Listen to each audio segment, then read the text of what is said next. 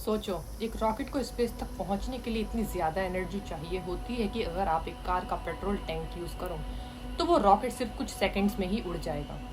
लेकिन दुनिया का सबसे पावरफुल रॉकेट्स ऐसे फ्यूल का यूज़ करते हैं जो इतना ठंडा होता है कि उसका टेम्परेचर -250 डिग्री सेल्सियस के आसपास होता है। और इसी टेक्नोलॉजी को कहते हैं क्रायोजेनिक इंजन। नमस्कार दोस्तों, एक समय ऐसा था जब इंडिया के पास ये टेक्नोलॉजी नहीं थी और दुनिया के सिर्फ कुछ देशों के पास ये सीक्रेट टेक्नोलॉजी मौजूद थी। तो आखिर क्रायोजेनिक इंजन होता क्या है और ये इतना पावरफुल क्यों है और इसरो को इसे बनाने में इतने साल क्यों लगे? आज हम इसी फैसिनेटिंग टेक्नोलॉजी को समझेंगे। क्रायोजेनिक का मतलब क्या होता है? क्रायोजेनिक शब्द ग्रीक वर्ड क्रायो से आया है। इसका मतलब होता है बहुत ज़्यादा ठंडा। Cryogenic temperature generally -150 degree Celsius से नीचे होते हैं। रॉकेट इंजन में मेनली दो फ्यूल्स यूज होते हैं, लिक्विड हाइड्रोजन LH2 और liquid oxygen LOX। Liquid hydrogen को लगभग -253 डिग्री सेल्सियस पर स्टोर किया जाता है और लिक्विड ऑक्सीजन को -183 डिग्री सेल्सियस पर। ये इतने ठंडे होते हैं कि अगर आप के पास नॉर्मल मेटल रख दे तो वो भी एक्सट्रीमली कोल्ड हो सकता है। इसी वजह से इन्हें क्रायोजेनिक फ्यूल्स कहा जाता है। रॉकेट को इतनी एनर्जी क्यों चाहिए? रॉकेट को अर्थ की ग्रेविटी से बाहर निकलना होता है। एस्केप वेलोसिटी लगभग 11.2 किलोमीटर पर सेकंड होती है।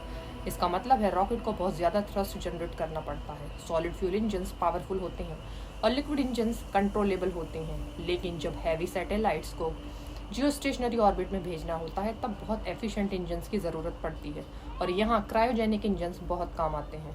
अब क्रायोजेनिक इंजन काम कैसे करता है? रॉकेट के टैंक्स में लिक्विड हाइड्रोजन और लिक्विड ऑक्सीजन स्टोर किए जाते हैं। ये दोनों टर्बो पंप्स की मदद से कंबशन चैम्बर में भेजे जाते हैं और फिर वहाँ दोनों रिएक्ट करते हैं। अब रिजल्ट क्या होता है? बहुत हाई टेम्परेचर गैसेस। ये गैसेस नोजल से बाहर निकलती हैं और न्यूटन का थर्ड लॉ काम करता है, गैस नीचे रॉकेट ऊपर। लेकिन यहाँ इंटरेस्टिंग बात यह है कि हाइड्रोजन दुनिया का सबसे हल्का एलिमेंट है और जब ये बर्न होता है तो बहुत हाई एग्जॉस्ट वेलोसिटी देता है और इसी वजह से क्रायोजेनिक इंजन्स बहुत एफिशिएंट होते हैं। ISP क्या होता है? रॉकेट साइंस में एक टर्म होती है, स्पेसिफिक इम्पल्स। जितना ज़्यादा ISP उतना एफिशिएंट इंजन। सॉलिड रॉकेट्स का ISP लगभग 250 सेकंड्स होता है और लिक्विड इंजन्स का 300 सेकंड्स। क्रायोजेनिक इंजन्स 450 सेकंड्स के आसपास पहुंच सकते हैं, मतलब सेम फ्यूल से ज़्यादा थ्रस्ट। और इसी वजह से दुनिया के बड़े रॉकेट्स क्रायोजेनिक स्टेजेस यूज़ करते हैं। अब इसरो के लिए इतना इम्पोर्टेंट क्यों है? 1990s में इंडिया को हैवी कम्युनिकेशन सैटेलाइट्स लॉन्च करने थे, लेकिन हमारे पास क्रायोजेनिक टेक्नोलॉजी नहीं थी। इंडिया ने रशिया से टेक्नोलॉजी लेने की कोशिश की, लेकिन इंटरनेशनल प्रेशर की वजह से ट्रांसफ़र नहीं हो पाया। इसके बाद इसरो ने खुद क्रायोजेनिक इंजन डेवलप करने का फैसला लिया और ये काम बिल्कुल भी आसान नहीं था। एक्सट्रीम टेम्परेचर्स, स्पेशल मटीरियल्स और high speed turbo pumps, complex combustion systems, अब सब कुछ इंडिया को खुद बनाना था। अब ये इंजन बनाना इतना मुश्किल क्यों है? सोचो, एक साइड -253 डिग्री सेल्सियस और कंबशन चैम्बर में 3000 डिग्री सेल्सियस।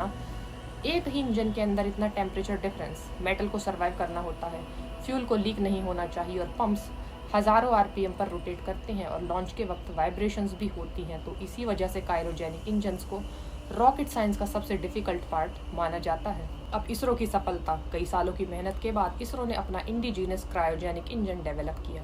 आज GSLV और LV-M3 रॉकेट्स क्रायोजेनिक अपर स्टेजेस यूज़ करते हैं और इसी टेक्नोलॉजी की वजह से चंद्रयान मिशंस, कम्युनिकेशन सैटेलाइट्स और डीप स्पेस मिशंस पॉसिबल हुए। इंडिया दुनिया के उन चुनिंदा देशों में शामिल हो गया जिनके पास क्रायोजेनिक टेक्नोलॉजी है। अब नासा और SpaceX भी यूज़ करते हैं। बिल्कुल, नासा के सैटर्न वी और space shuttle engines cryogenic fuels use करते हैं। मॉडर्न रॉकेट्स भी लिक्विड ऑक्सीजन यूज़ करते हैं। क्रायोजेनिक टेक्नोलॉजी आज भी एडवांस स्पेस प्रोग्राम्स की बैकबोन बनी हुई है। अब इसका फ्यूचर क्या होगा? क्रायोजेनिक इंजन्स का फ्यूचर मिशंस जैसे मून बेसिस, मार्स मिशंस और deep space exploration, heavy satellites और सबको एफिशिएंट प्रोपल्जन चाहिए। और क्रायोजेनिक इंजन्स इस जर्नी का सबसे इम्पोर्टेंट पार्ट रहेंगे। इंडिया का गगनयान प्रोग्राम और हैवी फ्यूचर रॉकेट्स भी एडवांस प्रोपल्जन टेक्नोलॉजीज पर डिपेंड करेंगे। सोचो, एक फ्यूल जो -250 डिग्री सेल्सियस पर स्टोर होता है, एक इंजन जिसके अंदर थाउजेंड्स ऑफ डिग्रीज का कंबशन होता है और एक मशीन जो हज़ारों टन वेट को स्पेस में भेज देती है।